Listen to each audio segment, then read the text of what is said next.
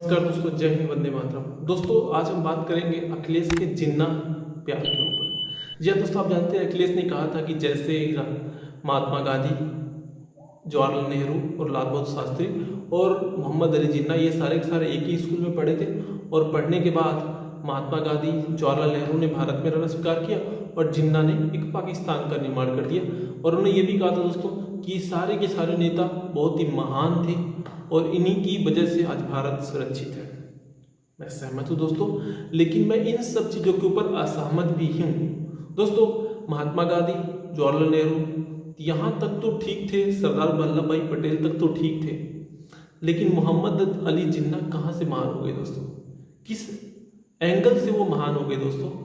मैं ये नहीं समझ पाया कि अखिलेश यादव का जो दिमाग है वो कितना पढ़ाई कर चुका है कि वो भूल जाते हैं कि मोहम्मद अली जिन्ना ही था जिसने धर्म के आधार पे भारत का विभाजन किया था। मोहम्मद अली जिन्ना की ही वजह से आज पूर्वी पाकिस्तान यानी बांग्लादेश ही भारत से अलग देश बन चुका है। भारत के दो टुकड़े हो चुके हैं, उस मोहम्मद अली जिन्ना के जिद के कारण ही हुआ था दोस्तों। क्या अखिलेश यादव ये भूल जाते हैं? क्या अखिलेश यादव वोट बैंक के खातिर, मतलब मुसलमानों में कुछ ऐसे लोग हैं जो मोहम्मद अली जिन्ना को पसंद करते हैं, उनको खुश करने के लिए क्या इतने हद तक गिर जाएंगे कि मोहम्मद अली जिन्ना को भी अपना बाप मानने लगेंगे, उनको भी महान व्यक्ति मानने लगेंगे? दोस्तों अखिलेश यादव को कुछ बोलने से पहले 100 बार सोचना चाहिए कि वो बोल क्या रहे हैं। अगर आपके अंदर परिपक्वता नहीं आई है, आप उस व्यक्ति को महान बता रहे हो जिसने भारत के दो टुकड़े किए। आप वैसे लोगों को महान बताना चाह रहे हैं जो ऐसा सोचते हैं, जैसे सर्जिल इमाम के लोग हैं, वो बोलता चिकन नेक असम को चिकन नेक की तरह भारत से अलग कर देंगे। मतलब ऐसे लोगों का आप साथ देना चाहते हैं? आप चाहते हैं कि भारत के फिर से टुकड़े हो जाए? आप चाहते हैं कि फिर से भारत में हिंदुओं की बद से बदतर स्थिति हो और हिंदू फिर से मारे जाए, जैसे बांग्लादेश में मारे गए, जैसे कश्मीर से भगाए गए, जैसे अभी बंगाल में मारे गए हैं? आप यही चाहते हैं? आप उन लोगों को खुश करना चाहते हैं? मुझे शर्म आती है ऐसे नेताओं के ऊपर दोस्तों, जो ऐसे बयान देते हैं उन लोगों को खुश करने के लिए, जो अपने जेब में दो टोपी लेके चलते हैं, एक छेद वाली एक लाल वाली, ताकि दोनों लोगों को खुश किया जा सके। इनसे लाख गुना बेहतर दोस्तों हमारे योगी जी हैं। वो साफ साफ बोलते हैं कि मैं सिर्फ और सिर्फ एक ही टोपी लगाऊंगा, वो है होगा भगवा टोपी, उसके अलावा मैं कोई और टोपी नहीं लगाऊंगा।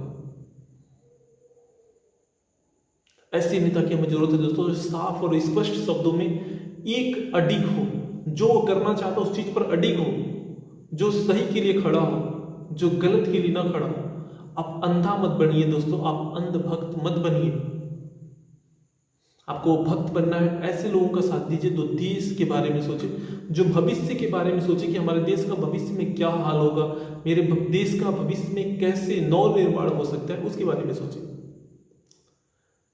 अखिलेश यादव को अपनी जबान से ही नहीं दोस्तों, अपने दिमाग को भी ठीक करना चाहिए। और मैं मानता हूं कि अखिलेश यादव को इसके बारे में फिर से सोचने की जरूरत है कि वो किसको महान बता रहे हैं।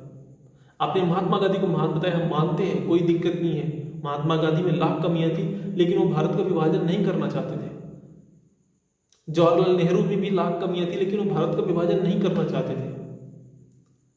लेकिन मोहम्मद अली जिन्ना, जिन्होंने भारत का विभाजन किया और उन्हीं के कारण भारत के दो टुकड़े हो गए, बांग्लादेश और पाकिस्तान। क्या आप लोग फिर चाहते हैं कि भारत का ऐसे विभाजन हो? आप लोग सर्जिल इमाम जैसे लोगों का साथ देना चाहते हैं?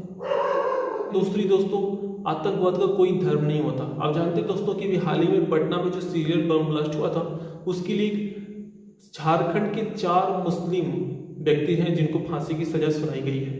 दोस्तों लोग बोलते हैं कि आतंकवाद का कोई धर्म नहीं होता, लेकिन हम जब भी देखते हैं एक आतंकवादी मुसलमान ही क्यों होता है, ये एक बड़ा सवाल है दोस्तों।